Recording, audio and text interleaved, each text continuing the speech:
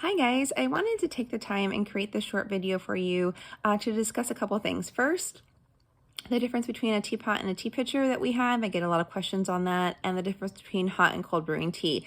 I get a lot of questions on both of these topics, so I wanted to take the time and kind of discuss them with you. So, first things first, our teapots. This is the Cutie Pot and is by far one of my favorite teapots that we carry. It comes apart into three pieces. You have the pot itself, you have the top, and you have the infuser, okay? So this infuser is stainless steel. You can see the beautiful mesh here for where your tea will steep through. It's nice and circular. It's got a lot of room for your tea. So this is the top lid that will hold your infuser and go on top of your pot. So it just sits right on there, and it's very simple. That's how it works. So what you would do is you would fill this with hot or cold water, okay? And I fill it to the base of this top metal line. You would put your lid back on here. You would add your tea to the infuser. The tea would sit at the top for a little bit until it gets wet, and then it'll trickle down, okay? You close the top, the top little lid here, and then you just let it do its magic. So you can see right here that the infuser goes all the way down to this bottom middle line right here, and then it goes all the way to this top middle line, and that's why you don't want to fill the water up past this point, okay? You will steep based on the instructions on the back of the bag, so anywhere between 2 and 5 minutes, depending on the type of tea that you have, if you're steeping it hot. If you're steeping it cold, you want to steep it at least 4 hours. We'll talk about more on steeping cold brew teas a little later on in this video, but if you're cold brewing, you want to steep at least 4 hours. So that is the Cutie Pot. It's very, very simple to take apart. It's very, very simple to clean. It's very, very simple to use. Like I said, it's one of my favorite teapots that we carry. I use this religiously. This one and the Prison Teapot are two of my favorite teapots that we have. I will say that if I am brewing multiple pots of tea day after day, so let's say I'm brewing a pot of tea today and a pot of tea tomorrow, I won't necessarily wash this with soap and water tonight. So what I'll do is I'll take it apart, I'll rinse it in the sink with really nice warm water, get all the little bits and pieces of tea out, and then tomorrow when I'm done with it, I will wash it with soap and water. So I don't wash them every single night with soap and water. I do it probably every other night. When you clean this, when you have your tea in here, it's very simple too. You just take it to your trash bin or your compost bin, you turn it upside down, you tap it a few times, and the tea will fall out. Sometimes the tea will get stuck in the back. It's very simple. You grab a spoon or a butter knife and you kind of just swirl it around and it comes out. That only usually happens if, let's say I've had the whole pot of tea sitting there empty for a few hours and the tea leaves get stuck because they're dried. But most of the time you just turn it upside down and they pop right out. So this is the Cutie Pot. It's, like I said, very simple to clean, very simple to take apart, very simple to use. By far one of my favorites. This gorgeous beauty is our perfect tea pitcher. So as you can see, there is no infuser in this tea pitcher. So what you would do is you would just remove the lid, pour your water inside the tea pitcher, and then you're just going to scoop your tea directly into the pitcher. And then you're going to place the lid right back on top.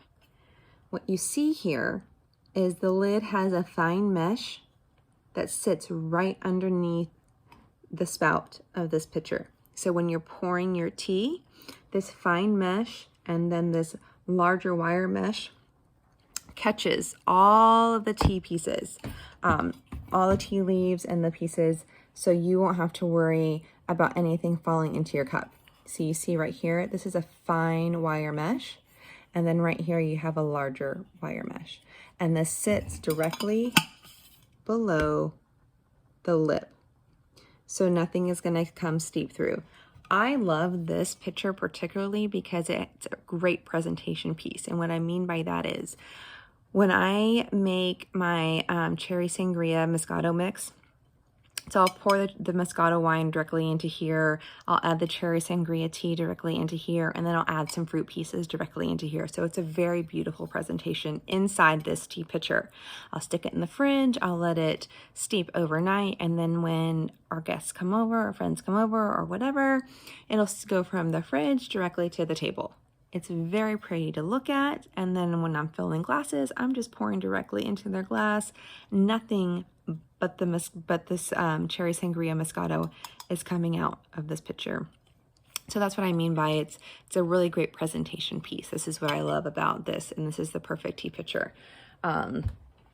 So that's kind of the difference between our tea pots and our tea pitchers. Now, I will tell you, we do have one tea pot that can be used directly on our on a heat source, which is your stove. All of our teapots and tea pitchers, except for one, cannot be used on your stove. The only exception is the Prism teapot, and I did not showcase that one today.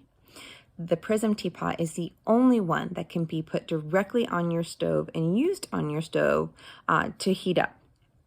It has been made with special glass and made in a certain way so it can withstand the rapid fluctuation of heat and the high temperature from being directly on a heat source. So none of our other teapots or tea pitchers can be put onto your stove and used on your stove. So please, please, please don't put them directly on a heat source. Unless you have a Prism teapot, then by all means use it on your stove. Okay, so hot and cold brewing teas. I get this question a lot because a lot of people don't know the difference in why you would want to cold brew tea. Why don't you just brew it hot and then put it over ice? You could totally do that too. There are multiple ways to brew tea. This is just a different way, and I'll tell you the reason why some people prefer to cold brew. And when I say cold brew or cold steep, it's the same thing. Sometimes I get them interchanged, so I don't want to confuse you. One of the reasons why you would cold steep, and what I mean by that is putting cold water into your teapot or tea pitcher, putting your tea in it, and then setting it in your refrigerator overnight. And that's considered a cold steeping. You do that because you get less caffeine in your tea. So when you cold steep your tea, because it's a longer process for the tea to steep, so it's taking a lot longer for the water to extract the tea from the tea leaves, you're getting less caffeine. It's about half the amount of caffeine when you cold steep tea. So a lot of people that are sensitive to caffeine, I recommend cold steeping their tea. I have friends that love green tea and love green tea and love black impurities, but it's just too much caffeine for them. So they cold steep. They can still get a good flavor and less caffeine. Another reason is that cold steeping your tea over time will result in a smoother flavor. So a lot of our teas, especially like the black and the pure teas, are really robust and bold, and they're beautiful, beautiful teas. But it can be a little much for some people. So I tell them, try it cold steeped. Stick it in a teapot overnight and see if you like the flavor profile in the morning. Because what you're doing is the cold water is slowly extracting from the tea leaves over a longer period of time, resulting in a much smoother flavor for your tea.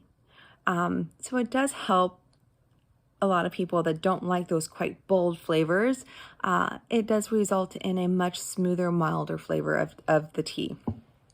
Another reason why people cold steep their tea is it brings different flavor notes.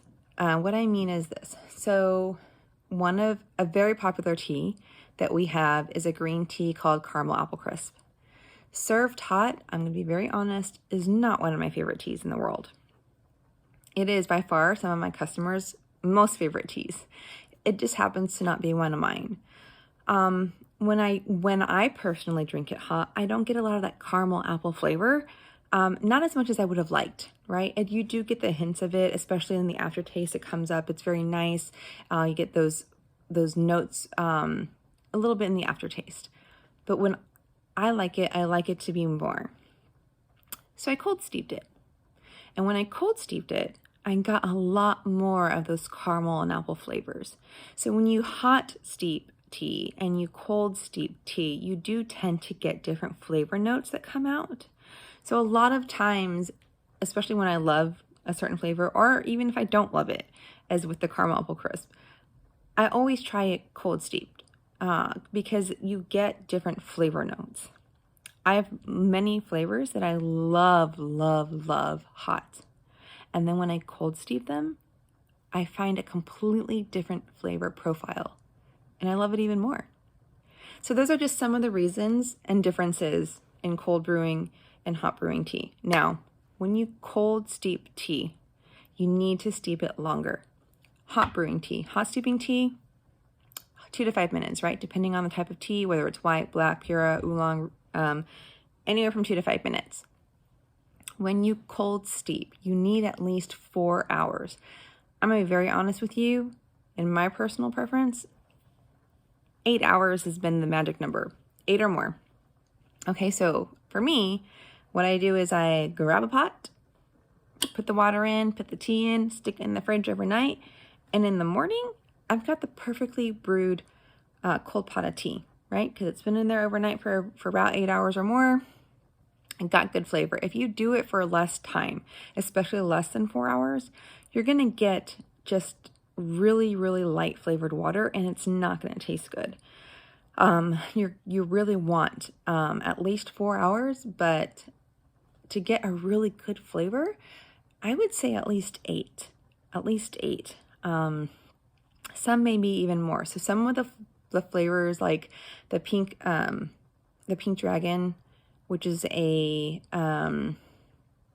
very light fruit tea, I steep longer because it's already a light fruit tea.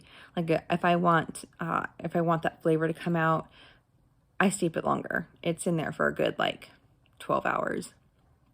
But it's fruit tea, and you can't really oversteep fruit tea because there's no tea leaves in it. So you just need to be mindful of your steeping times. So unlike hot tea, where if you oversteep, your tea can turn bitter, when you cold brew, it doesn't turn bitter if you steep it longer. You want it to steep, at least 4 hours. You probably want to steep it around 8. And it's all going to be your preference too. So try it at 4 if you want and be like, oh, it's a little light.